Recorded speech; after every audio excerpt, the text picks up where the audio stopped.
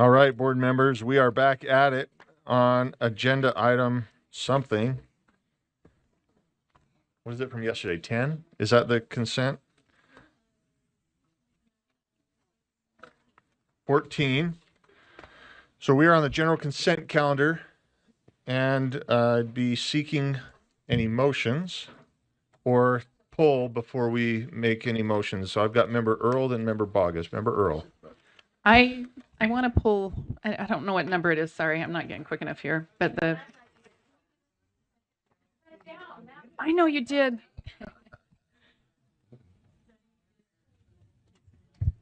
It's the Panorama contract is the one. I don't know what number it is. It's Let's number see 6. if we can find it. Number Panorama. 6. So this would be 5.14. 14.16. 14.16.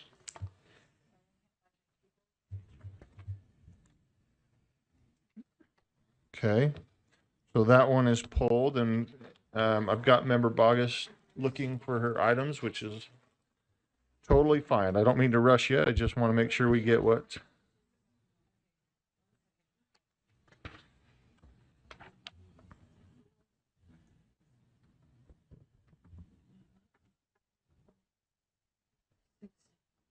Well, I have a number of questions, but honestly, I think 6 was the only one I wanted too. Okay. So pulled, we have, and I'll give you another second, member Bogus, but pulled, we have 5.1.6. Are there any other items to be pulled, or are there any motions that member Bogus? Number 4. This is the scribble, is that right? Yes. Where's Wested? I don't see Wested. I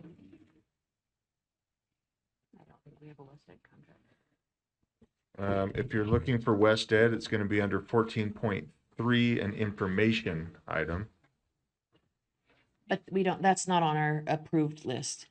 No, the action item has the, I mean, I could read them: GuideSoft, SHI International. Sorry, go ahead. So staff were able to remove number 1, state contract, the GuideSoft. Just number 1 is no longer needed. Yes, cost savings So to 5.1. the agency. Nice. I'd like to hear that. 5.1.1 is removed. Okay. I have a star for you later, Superintendent Hart. So member Bogus, any others on 5.1 where the action contracts are? No, I have questions, but I wanted 4 and 6 pulled. 4, so we can pull 4, we can pull 6. And then I would love to pull the minutes. And then pull the minutes. Okay. Thank you. Any motions? I'd love to entertain a motion. There's a motion to approve the minutes. Member Bogus, do we have a second? Second. It's been seconded. I don't know if you want to speak to that. Okay. Is there, typically if it's on the agenda, we vote. So let's just vote. I won't do a other one. Let's put it up there. So vote to approve the minutes. Go ahead and vote. Voting is open. Member Bogus? Or Member Brenton? You already voted. Yes. Thank you, Member Brenton.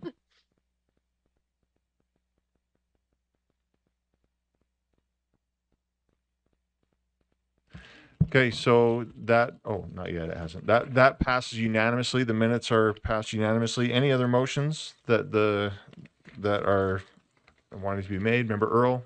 Yeah, the motion on the EWS, the early warning system, I'm just asking that we update our RFP request and we send it back out so it aligns with law. From my understanding, we included within there, which is not a provision in the law, to add those that have SEL in their contract. So, in other words, if an organization was an EWS provider, but they didn't collect SEL information, then they weren't considered or wouldn't have been considered. I just asked that maybe it go out to see if there's who's available without that. So that's my motion. That was a long motion. Remember, Earl, help us The get, RFP go back out with only what's listed within the code for the EWS. okay. And this is, I And know you that's stated, this on- is for the 5.1.6, Yeah. right? The early warning system Yeah. contract. And Vice Chair, or do we have a second? Sorry. Christina did second Christina that. seconded it. Member And I can speak just a Earl, little go bit more ahead. to it. I guess as I'm looking down through the contract, the pieces that were included in part of the contract were the surveys. They were the emotional check-ins. And let me just read what an emotional check-in is. Using a mood meter, feelings wheel, or another printable handout provides students with an opportunity to label their emotions and share out why they're feeling that way. This can give educators a daily opportunity to model self-regulation and help to set the tone for the day with a safe and supportive discussion. This goal is to validate students' feelings, help them understand that their feelings are justified, and talk through how they might cope with their emotions.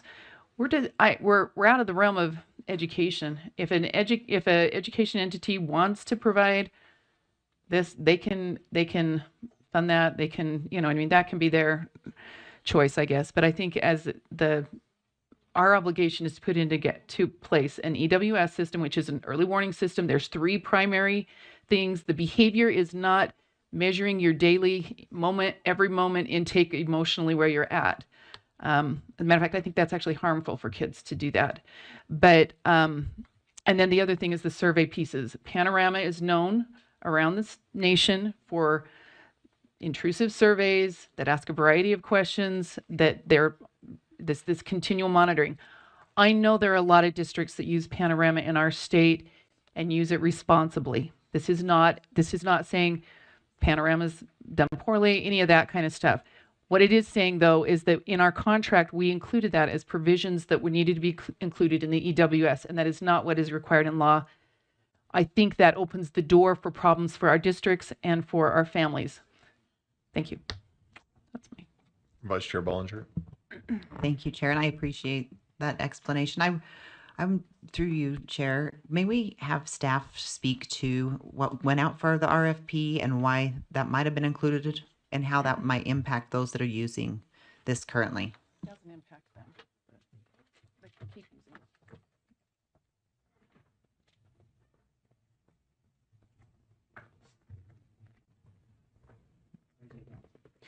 Please, let's get, yeah. I did not hear the question because we were having a side conversation. I apologize. Director Bruff, the discussion or the thing that Member Earl had brought up was that the RFP that went out required the inclusion of surveys with SEL, but it's not required in law. Can you speak to what went out for the RFP and if other companies were then excluded if they didn't offer that? Yes, be happy to. Aaron Bruff, Director of Data and Statistics. The RFP, as it was written, says it needed the capability as an option. That was how the RFP was written. I was not a part of the selection committee to know who was included or not included in that. I'm just saying the way the contract or the RFP was written was this. It had to be an option that was available or worked within the proposal. We didn't say it has to be there. It just says it has to be a function. And so and again, as I interpret that, it would be the vendors who submitted had to show the capabilities of having the survey as an option. Does that answer the question? Member Davis. In code, is the survey an option for LEAs? Yes, and inside code it says the LEAs can select to utilize it. Okay. And then I heard Panorama, and maybe this is for the motion maker, I don't know, but do the LEAs choose what Panorama does, or does Panorama have access to ask what they want to? It's the former. The So the LEAs LEAs, put in their own questions. they put in either their questions or utilize a combination, but it's the LEA that chooses what leadership goes out. driven, this is what they will utilize. Okay. Member Earl? Yes, let me just ask a question. So if an entity does collect, which would be the EWS information, which are those three primary things, they met all the requirements, but they don't collect social emotional surveys, they would not be considered. I'm not saying who submitted, I'm just saying they wouldn't be considered as a viable candidate. Is that accurate? That is accurate because Okay. they wouldn't show the capability of having that Okay. as an option. Yep, thank you. Okay. Vice Chair Wood? But just to confirm, the code requires that there is an option. Is that clear?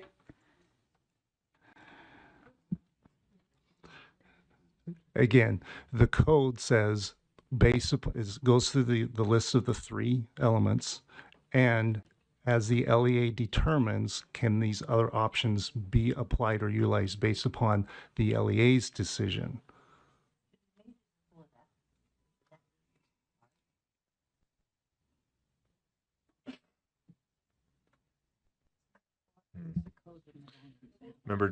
I've got Member Davis and Member Earl.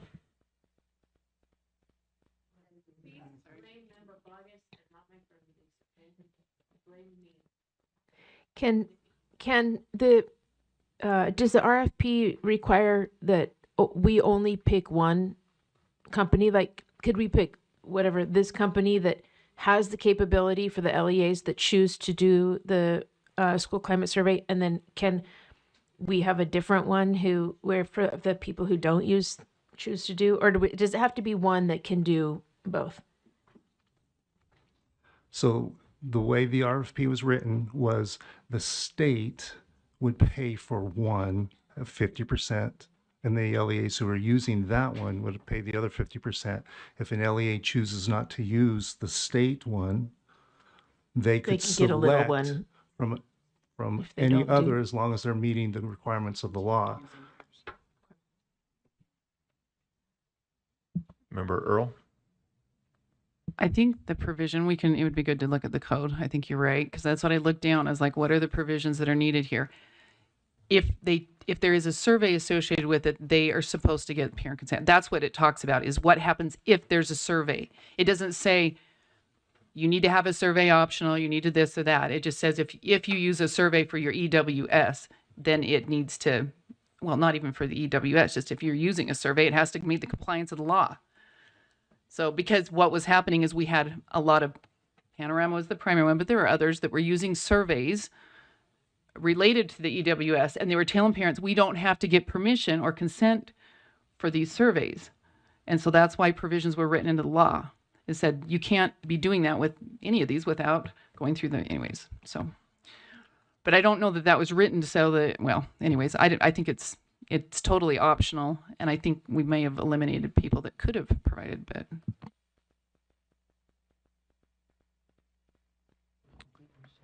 Member Carey? Thank you. Through the chair, could you explain again? You said something about if they opted to use the survey, 50% would be paid by X and 50%. I didn't track that. Okay, so the 50%, the way the law is written is the state will fund 50% of the early warning system vendor. The LEAs will pay the other 50% of that amount. And again, what happened was back in about January timeframe, the board's leadership, and I don't remember the exact time, required or requested as we wrote the RFP that if any other vendor met the requirements, they could be in a pool or an LEA could select from them as well. So that was the way, but that pool would not receive that 50% reimbursement or payment. I hope that makes sense. It's clear in my head. So the 50% that would be made available would only be available to a company that could offer the climate change survey. Is that understanding correct? The 50% was for the contract that the state awarded it to. I see. Okay. Thank you. So the motion is that the RFP for the early warning system contract, Panorama, go back, or not Panorama, but the early warning systems, that the RFP go back out, including only the requirements listed in code. Vice Chair Bollinger. Thank you, Chair.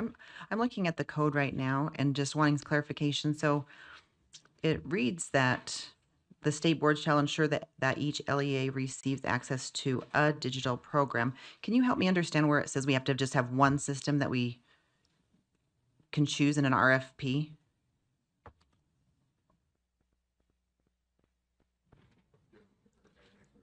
Again, Aaron Bruff, Director of Data and Statistics. Our understanding, as directed from leadership, from the board and from the superintendent, was that we not select a single vendor, but that we make it open for multiple vendors to get through. That's where that came from, but we would only pay for those selected LEA or the selected vendor, the 50%. That's where the RFP was written in that manner. Okay. So again, let's restate the motion. We'll take a vote. The motion is that the RFP go back out, including only the requirements listed in code. Member Lear. What's the cost of issuing an RFP? What's the staff cost of, and can you just give me I know you're an accountant and it just galls you, but can you just tell me, is it $500,000 or $50 or is there? Scott, go ahead. So there, to answer Board Member Lear's question, there is quite a bit of staff time that was dedicated to get to this point in the first place. The RFP build itself took several staff members, several hours, over a year to get the RFP drafted and put out, right? Because it goes from these subject matter experts to do it too.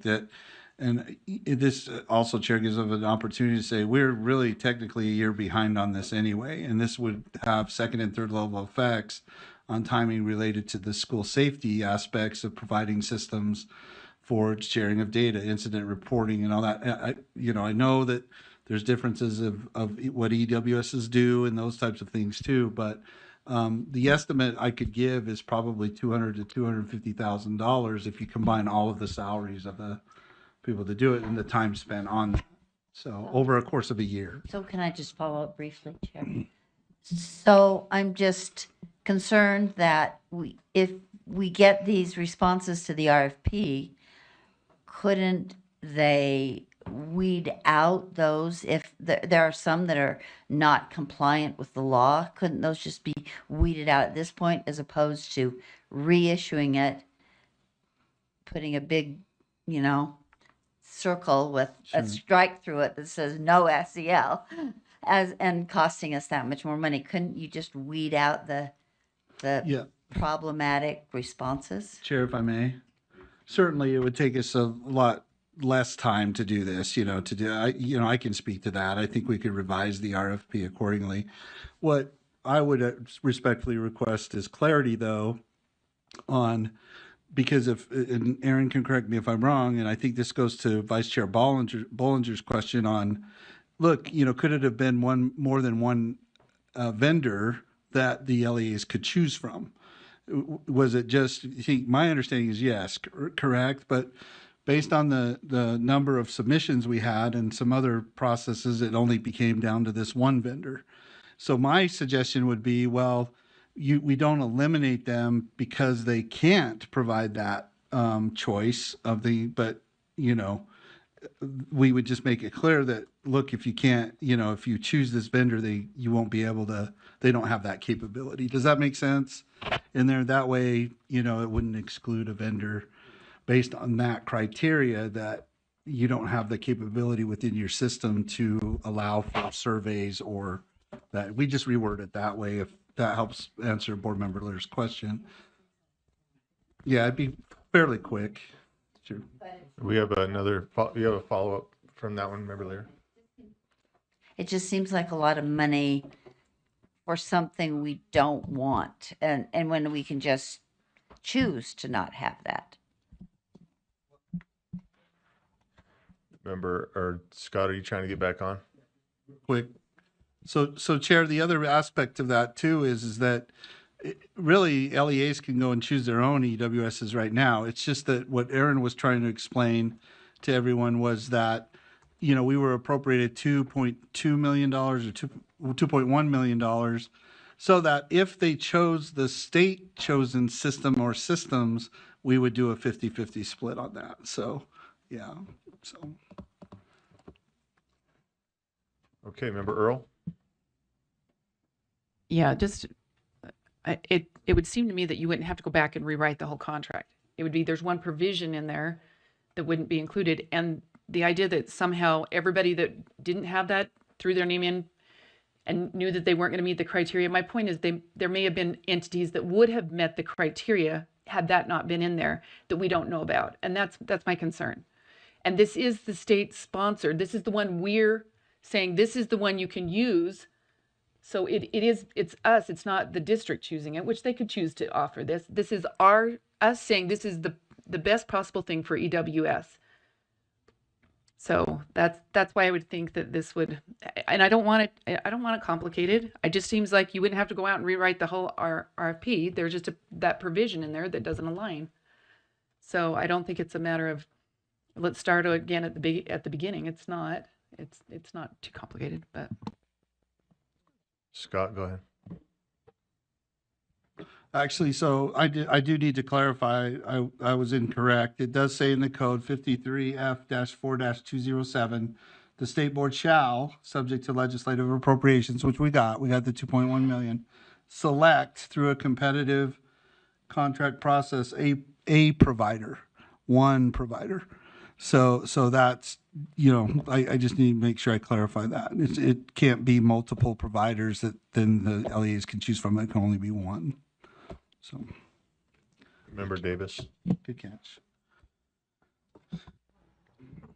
Maybe that's a code change request, so that, if we had multiple, they could use multiple. My only concern is if we can only have one, and the LEAs that choose to use the climate survey and they choose to use it as part of their early warning system, then they would have to get two systems, which doesn't make any sense. They would have to get two systems if they want to use it as part of their early warning system. Wouldn't it be better to get the code change and then allow for multiple vendors for the LEAs that don't use that? Then they could use, then the ones who do use it wouldn't have to get two systems. They can still incorporate it. Would it? Member Carey? Oh, thank you, Chair. I know that we heard about the time and the cost associated with putting out the RFP, and I thought I had the number here, but when I looked up the price of protecting our kids from politically weaponized surveys, I think that's priceless. And so if it takes more time to do it, if it's another $250,000, it's best to get one system that insulates our students from surveys that are politically aggressive and directional. So I would call the question and vote on the motion. Thank you. The question has been called. Do we have a second? It's been seconded. We are voting to call the question. Brenton's Okay. a yes. Brenton's a yes.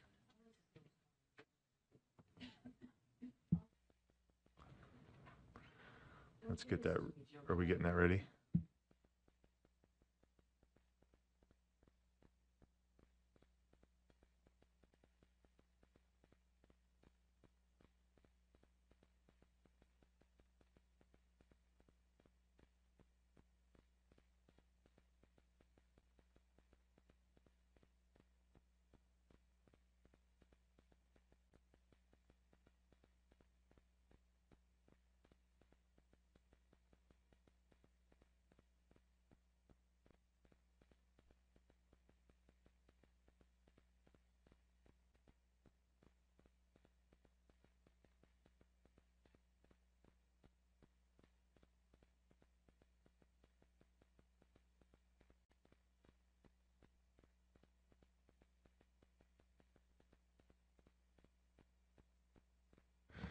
Okay, that passes 13 in favor, 2 opposed. Those opposed to calling the question, Member Bogus and Member Reel. So that brings us to our motion then, and our motion is that the RFP go back out, including only the requirements listed in code. Let's vote. Brenton's a yes. Thank you, Member Brenton.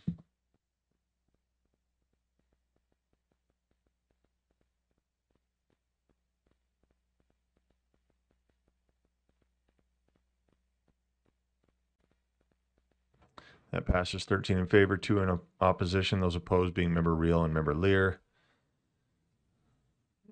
Okay, we still have consent items in front of us. 5.1.4 has been pulled. Otherwise, we'd seek a motion to approve other things. Member Booth, go ahead. I move that we approve the remaining items on the consent agenda.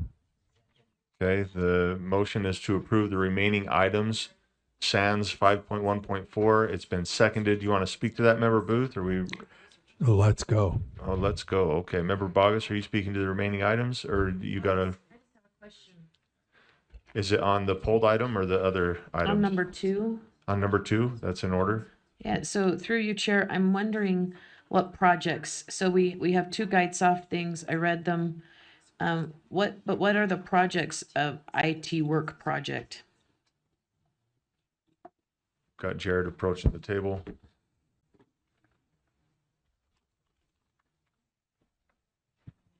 Thank you, Chair.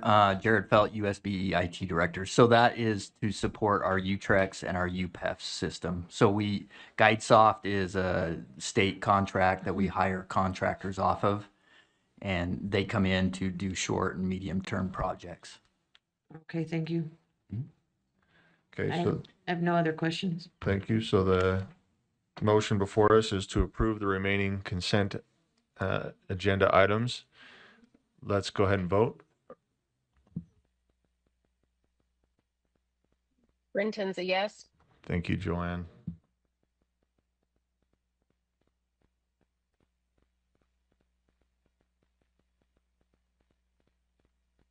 That passes unanimously. Member Bogus?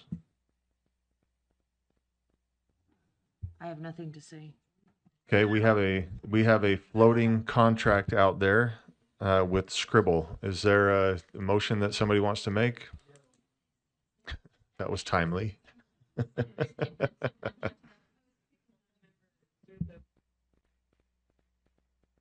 I will put the motion forward. I move that we move agenda item 5.1.4, the Scribble contract. Is there a second? There is a second. I second. Thank you, Joanne. Just speaking to that, Scribble has been used pretty well throughout the state. I know that not only do my teachers in my school use it, but throughout the state, it's well used. So I support the contract moving forward. Seeing no other questions, let's go ahead and vote.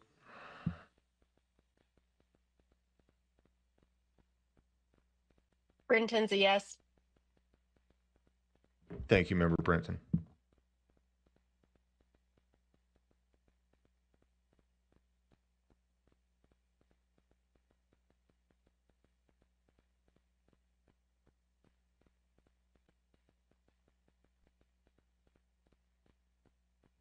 Okay, that passes 11 in favor, 4 opposed. Those opposed being Member Carey, Member Longacre, Member Green, and Member Bogus.